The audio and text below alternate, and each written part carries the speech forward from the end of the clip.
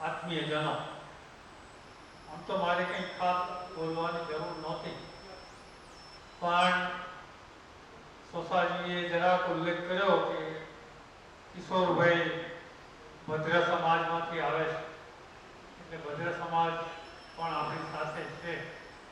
પણ કહેતા મને જરાક અફસોસ થાય છે કે હું આખા ભદ્ર સમાજનું પ્રતિનિધિત્વ ધરાવતો નથી. આજ હું તો 50-55 વર્ષથી આંબેડકર જયંતિ ઉજવતો આવ્યો છું. અમદાવાદમાં હતો ત્યાંથી મારા ઘરની નજીક આંબેડકર કોલોની હતી, ત્યાં દર વર્ષે જતો હતો, બધા સાથે ભણતો હતો. સુરતમાં 20 વર્ષથી અહીંયા છું, 22 વર્ષથી, ત્યારે અહીંની આંબેડકર કોલોનીમાં જઈને સામાજિક પ્રવૃત્તિઓ ચલાવું.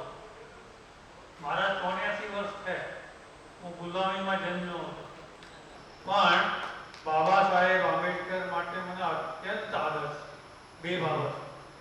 એક તો કે એમણે જે સંઘર્ષ કર્યો છે, એમણે જે વેઠ્યું છે, એને હું કોટી નમન કરું. અને બીજું એમની વિદ્વત્તા, આખા વિશ્વમાં સૌથી વિદ્વાન પુરુષ તરીકે હું એમને બિરાજમાન કરું છું.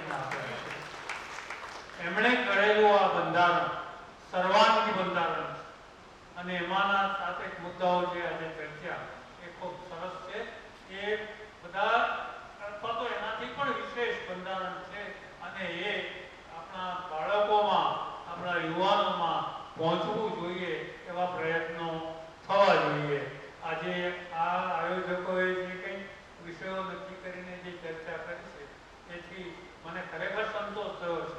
શરૂઆતમાં મેં કીધું કે સાથે એક્સપર્ટને જો સાથે રાખ્યા હોય તો, પણ મને મારી ભૂલ છે કે અહીંયા જે બેઠેલા છે એ જ બધા એક્સપર્ટ છે, સાથે એવા કોઈ નવા એક્સપર્ટની અહીંયા જરૂર નથી. અને એથી વિશેષ સંતોષ એ થયો કે જે શ્રોતાઓ છે એ પણ વિદ્વાન છે, એ લોકોએ પણ વિદ્વત્તાપૂર્વક આ આખી ચર્ચામાં ભાગ લીધો.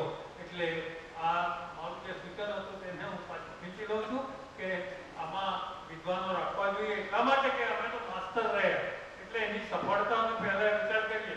કોઈ 5-7 જણા કોઈ એને ન્યાય આપે એવા હોવા જોઈએ.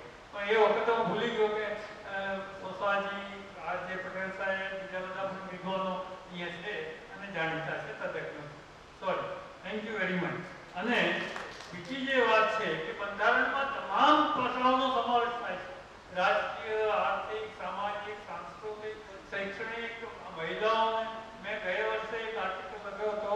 હું એક હિન્દ સ્વરાજ નામની પત્રિકા ચલાવું છું, એમાં બાબા 14મી એપ્રિલે લાસ્ટ યર, અને એમાં વિવિધ ક્ષેત્રમાં બાબા સાહેબનું જે યોગદાન છે એનો મેં ઉલ્લેખ કર્યો છે. એમાં આ બધી બાબતોનો સમાવેશ કર્યો.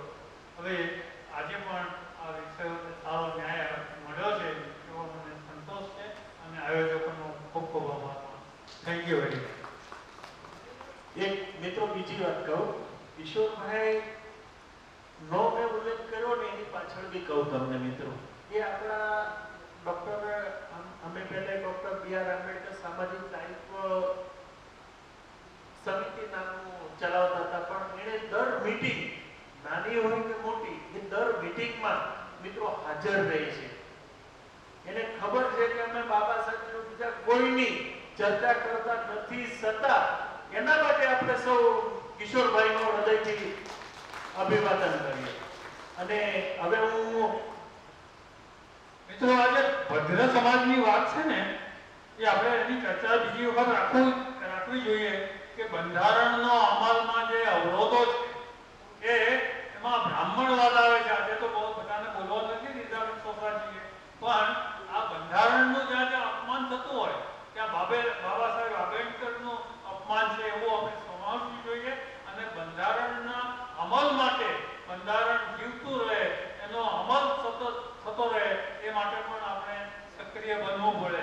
હું અગાઉ એક વાર મેં કીધેલું કે લોકશાહી એટલે લોકોની, લોકો માટેની, લોકો દ્વારા ચાલતી લોકશાહી, પણ એવું નથી.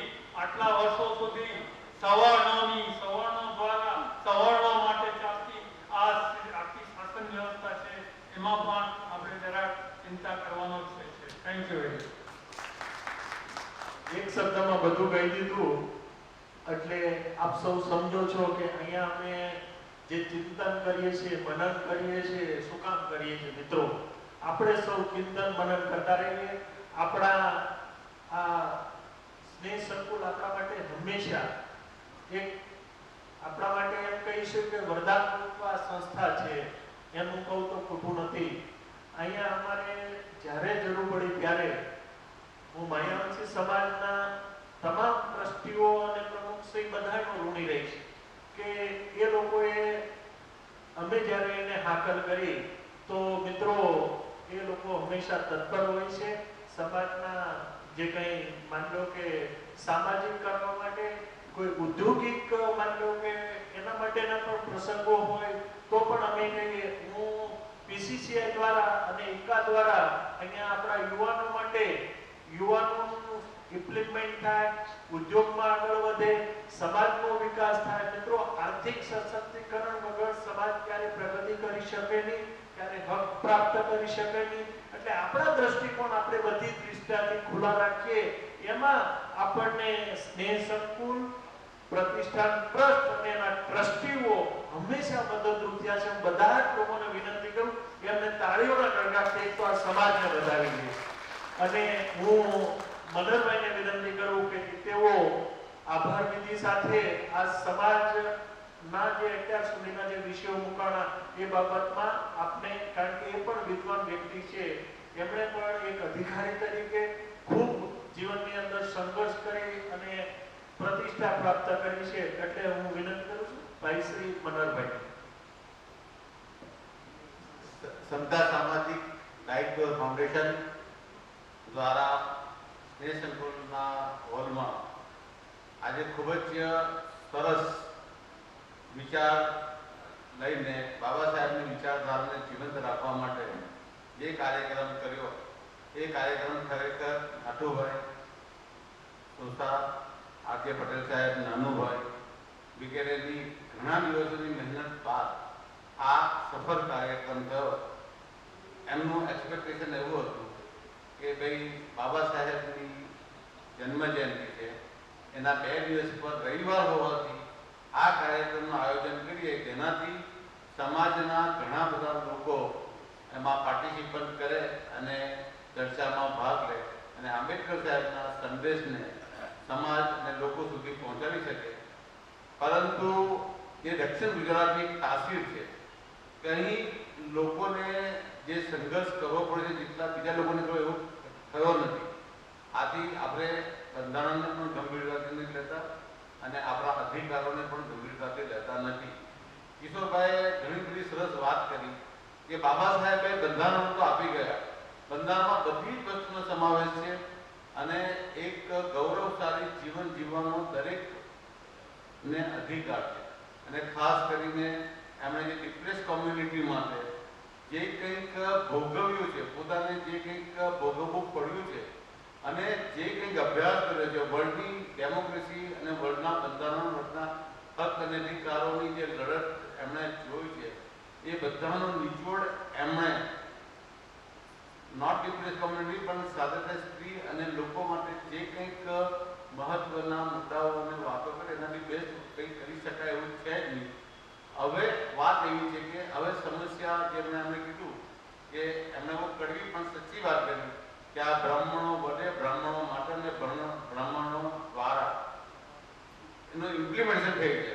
એટલે આ જે ઇમ્પ્લિમેન્ટેશનની ચેલેન્જીસ આવી છે, જે બંધારણનો છડેઆમ દુરુપયોગ થાય છે અને એમાં જે છેડછાડ થાય છે, આપણે સબ ભીમ સૈનિકોની એક ફરજ બને છે કે આ બંધારણનું રક્ષણ આપણે કરવું જોઈએ. તો અત્યારે રિસન્ટની વાત છે કે આપણે એડવોકેટ સાહેબે જે કીધું કે 12% એસટી, 14% એસટી અને 7%, 21% રિઝર્વેશનની જે અહીંયા લાભ મળવો જોઈએ. પણ જે ડિલિમિટેશન કરીને જે રીતે પણ મતદારોને એ કરવામાં આવ્યું અને માત્ર કે 2 કે 3 સીટ થઈ છે એવું એક સોશિયલ મીડિયામાં જાણવા મળ્યું કે આ વાતને હાઈકોર્ટમાં ચેલેન્જ કરવામાં આવી ઇલેક્શન ડિક્લેર થતા પહેલા, પણ અનફોર્ચ્યુનેટલી જ્યુડિશિયરીમાંથી બી કોઈ રાહત કે કોઈ આદેશ મળ્યો નહીં. એટલે આ વર્ષ તો જે ઇલેક્શન થવાનું એમાં કોઈ ફેરફાર થવાનો નથી. પણ એમાં વાંક આપણો જ છે આજે 5 વર્ષથી પાર્ટી લેવલ પર લડ્યા કરતા હતા કે ભાઈ આ વધુ છે વધુ જોઈએ, પણ બંધારણમાં આપેલા હક અને બંધારણનો આપણે એનો ઉપયોગ કર્યો નહીં અને છેલ્લી ઘડીએ 1 મહિના પહેલા જાગ્યા એટલે આજે આ સમાજ એનો ભોગવી રહ્યો છે. અને એ ફક્ત 120 સીટમાંથી માત્ર 2 સીટ આપણને મળે એ જ આપણે બધા કે આ બંધારણનો જે અહીંયા આગળ છેડ ઉભી રહ્યો છે તે આ વસ્તુ છે. તો આપણે આપણામાં બીજાને દોષ દેવા કરતા આપણે જાગૃતતા ફેલાવવી જોઈએ અને એ જાગૃતતાનો અભાવ છે, જેથી બંધારણ હમણાં જે બાબા સાહેબનું વિઝન હતું એ વિઝનના અમલ માટે હવે પછીના સમય ખૂબ જ ચેલેન્જિંગ છે. અને આપ સૌ અહીંયા પધાર્યા, આ સમિતિએ સ્નેહસંકુલને જે તક આપી છે એ બદલ આપ સૌનો આભાર. અને આપણે જનગણમન ખાઈને ભોજન કરીશું. Thank you. મનોહરભાઈ બેસાડિયા એ નિવૃત્ત ડેપ્યુટી કમિશનર ઇન્કમટેક્સ હતા, બરાબર? રાષ્ટ્રગીત માટે સૌ